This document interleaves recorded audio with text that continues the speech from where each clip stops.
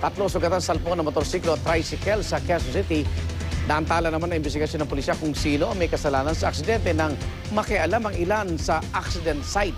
Darito ang ronda report ni Oscar Oida. Kung kanina gutom lang iniinda ng magkaibigang JB Garcia at RJ Mendoza, ngayon nananakit na ang iba't ibang parte ng kanilang katawan. 1:30 na madaling araw, magkaangkas sa motorsiklo magkaibigan para maghanap ng makakainan nang makasalpukan nila ang isang tricycle sa panulukan ng Cavite at Ilocos Sur Street, Barangay Ramon Magsaysay, Quezon City. Itong motorsiklo na bumangga sa tricycle ay galing ng Congressional, padiretso dito sa kanto ng Corregidor.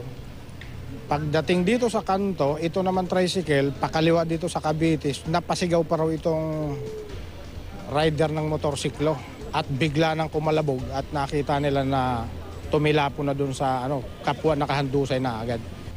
Agad na isugod ng ospital ang tricycle driver na si Nestor Palo. Ang magkaibigang JB at RJ naiwang nakahandusay sa may bangketa.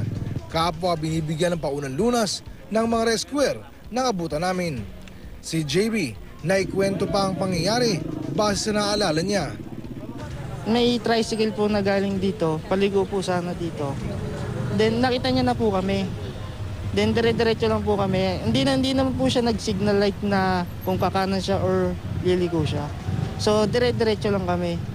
Then nung malapit na kami dito sa kanto, bigla siyang lumiko pa kaliwa. So yun, bumangga kami dun sa motor. Di naman ikinatuwa ng mga pulis ang paggalaw ng mga naroon sa posisyon ng mga naaksidenteng mga motorsiklo. Nagtaka lang ako doon sa motorsiklo na gamit nila, bakit nakatayo na at wala na sa posisyon. Based naman doon sa mga natanong natin mga bystander, itinayo na daw yon ng mga kasama nilang nakamotor din. Sa kabila nito, kumpiyansa ang otoridad na lalabas din sa kanilang isasagawang investigasyon ang tunay na may kasalanan sa pangyayari. Ito ang balita sa Quezon City. Oscar Oida reporting.